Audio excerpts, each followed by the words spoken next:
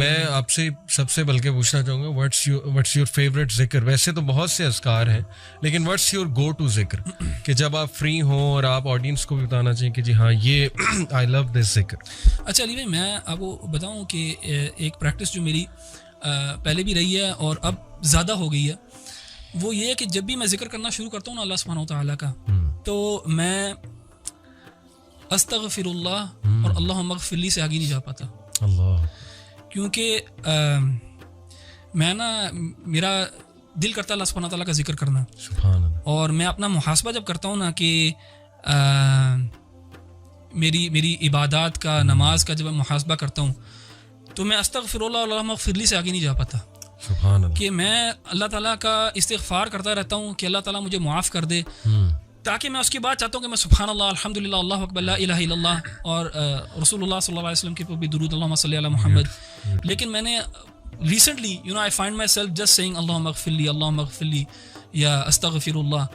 تو پرسنلی آج کل جو ہے نا اگر میرا ذکر جو سب سے زیادہ یہ ہے تو وہ یہی والا ہے اور وہ میری پرسنل جو اسٹیٹ ہے آج کل جس میں میں اپنے آپ کو پاتا ہوں اس وجہ سے. اینڈ اکارڈنگ ٹو حدیث جو کثرت سے استغفار کرے گا اللہ اس کے تمام جو ہے وہ. ابن تیمیہ رحمہ اللہ سے کسی نے پوچھا نا کہ اللہ کی تحمید زیادہ بہتر ہے کہ استغفار زیادہ, تو آپ نے اس کی بڑی پیاری مثال دی. آپ نے کہا کہ جب آپ نے کسی کو کسی جگہ پہ پرفیوم لگانا ہو کسی کپڑے کو تو سب سے پہلے you have to wash it. So اس کی پرفیوم تو تحمید اللہ کی تو وہ ایک خوشبو ہے اور آپ کی گندگی جب تک صاف نہیں ہوگی تو سبحان اللہ یعنی استغفار کئی دفعہ پریسیڈنس رکھتا ہے اور سبحان اللہ. Amazing example. اچھا while I agree with what Ahmed بھائی نے کہا ہے لیکن آن دا کنٹریری اگر آپ دعا دیکھیں یونس علیہ السلام کی تو اس میں آپ کو ایک دوسری پکچر ملتی ہے. میرے لیے پرسنلی جو ہے نا حوقلہ جس کو کہا جاتا ہے لا حول ولا قوت الا باللہ, یہ بہت امپاورنگ مجھے بہت امپاورنگ دعا لگتی ہے کیونکہ اس میں جو ہے نا وہ اس بات ہے اللہ تعالیٰ کی طاقت اور قدرت کا.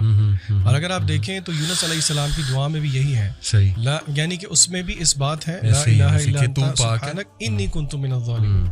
تو میری گو ٹو پرسنلی اور کیونکہ حدیث میں آیا بھی ہے کہ عرش کے خزانوں میں سے ایک خزانہ ہے تو اور ہم نے علماء کو کہتے ہوئے سنا بھی ہے کہ if you want to see miracles happening, یہ کسی حدیث میں نہیں ہے تو ٹرائی لا حول ولا قوت الا باللہ 100 دفعہ نہیں وہ کہتے ہیں 500 1000 1500 2000 دفعہ کر کے دیکھیں تو صحیح, پھر دیکھیں کہ آپ کی زندگی میں کیا جو ہے نا معجزے ہوتے ہیں. اچھا احمد بھائی نے بات کی رمضان کی, قرآن کی اور دعا کی, یہ تو ہے ساری عبادت. اگر آپ پارے کے شروع میں آ جائیں تو اس میں ایک بڑی انٹرسٹنگ چیز ہے, بار بار سائنٹیفک چیزوں کی طرف جانے کو بہت دل کرتا ہے. اللہ تعالیٰ نے قرآن مجید کے اندر جو ہے وہ ایک طریقہ رکھا اور وہ کس چیز کو ثابت کرنے کے لیے رکھا کہ آخر اللہ کی عبادت کیوں کی جائے, یعنی کہ وہ کیا دعویٰ ہے جس کے بعد اللہ تعالیٰ کہتے ہیں اچھا کیونکہ ایسی بات ہے اسی لیے میری عبادت کرو. اللہ تعالیٰ نے ہمیشہ توحید ربوبیت کو کلیم کر کے آگے پھر کہا ہے دیر فار ورشپ می. کیا مطلب توحید ربوبیت کہ مثلا اللہ تعالیٰ خالق ہیں, اللہ نے یہ پیدا کیا, اللہ نے وہ پیدا کیا. تو میں جن آیات کی طرف اشارہ کرنا چاہ رہا ہوں وہ آیات یہ اس پارے کے بالکل شروع ہی میں ہیں. اللہ تعالیٰ فرماتے ہیں ان فی خلق السماوات والارض واختلاف اللیل والنہار والفلک. لمبی آیت ہے بیسیکلی جس میں اللہ تعالیٰ نے تخلیق کا ذکر کیا, آسمان اور زمین کا, دن اور رات کے ہیر پھیر کا ذکر کیا, کشتیوں کی جب وہ دریا پہ چلتی ہیں لوگوں کو فائدہ دیتی ہیں, آسمان سے جب بارش برستی ہے, یعنی کہ it is the manifestation of Allah تعالیٰ's کریشن. اور اسی طرح اور سورہ بقرہ کے شروع میں بھی اللہ تعالیٰ نے جب کہا یا ایھا الناس اعبدوا ربکم کہ اللہ کی عبادت کرو, اس کے آگے پھر اللہ تعالیٰ نے جو دلائل دیے وہ ربوبیت کے دیے. تو اس سے ہمیں ایک جینیسس آف فیتھ کا پتہ لگتا ہے کہ کس طرح اللہ تعالیٰ ہمیں الوہیت کی طرف لے کے جانا چاہتے ہیں کہ ہم اللہ کی کریشن پہ غور کریں. دیکھیے یہ تھیوریٹیکل بات نہیں ہے, آج کل اس کو اگر ہم پریکٹیکلی مینیفیسٹ کریں تو ہم سوچیں کہ وہ کون سی چیزیں ہیں جو کہ ہنڈرنس ہیں میرے اور آپ کے لیے کہ ہم غور و فکر کریں اللہ تعالیٰ کی تخلیق میں.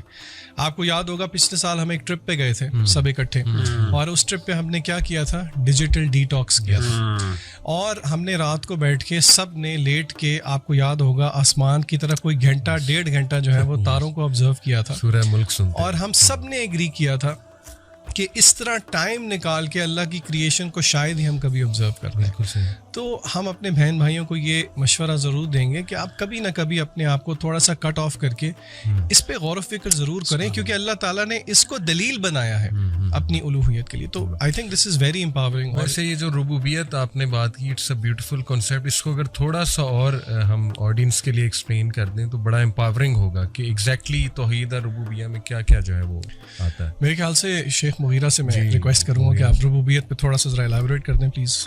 جی, اس میں نا توحید ربوبیت میں بنیادی طور پہ ویسے تو اللہ تعالیٰ کا خالق مالک ہونا, تین بڑی چیزیں ہیں کہ اللہ خالق ہے اور دوسرا اللہ مالک ہے, یعنی whatever Allah is created Allah کی وہ ڈائریکٹ پوزیشن میں بھی ہے اور اللہ کے ڈسپوزل پہ بھی ہے, اور تیسری چیز اللہ قدیر بھی ہے. یعنی یہ تین, الملک والقدرہ اور ایک خلق, یہ تین بڑی کوالٹیز عام طور پہ توحید ربوبیہ کے اندر کوٹ کی جاتی ہیں. یعنی اللہ تعالیٰ نہ صرف خالق ہے, اللہ آنر بھی ہے, اور اللہ کے پاس نہ صرف اللہ خالق ہے تو اللہ کے پاس ایک نیچرل رائٹ بھی ہے, اور تیسرا اللہ کا ڈسپوزل بھی ہے, یعنی اللہ کے مرضی کے مطابق کچھ پتہ ہل بھی نہیں سکتا. یہ تین کوالٹیز جو ہیں یہ پرائمریلی ایک توحید ربوبیت کا کانسیپٹ ہے, اور میں سمجھتا ہوں جس بندے کے اندر توحید ربوبیہ کا کانسیپٹ صحیح معنوں میں انٹرنلائز ہو جائے نا, وہ کبھی بھی شرک نہیں کر سکتا, کیونکہ توحید ربوبیہ necessarily necessitates actually in fact to الوہیہ. اور یہی اللہ تعالیٰ نے ہمارے ہاں عام طور پہ بعض دفعہ یہ کہہ دیا جاتا ہے کہ توحید الربوبیہ بندے کا پرفیکٹ ہے, توحید الوہیہ نہیں. صحیح اس میں جو محققین کی رائے وہ یہی ہے کہ توحید الربوبیہ اگر ایگزمپلری ہو تو it should necessarily lead to توحید الالوہیہ, اور جو بندہ ایکچوئل میں انٹرلائز کرے کہ مالک بھی اللہ ہے, خالق بھی اللہ ہے, اور قدرت بھی اللہ کی ہے, تو یہ ساری چیزیں باقی, why is anyone a third person worthy of worship in that؟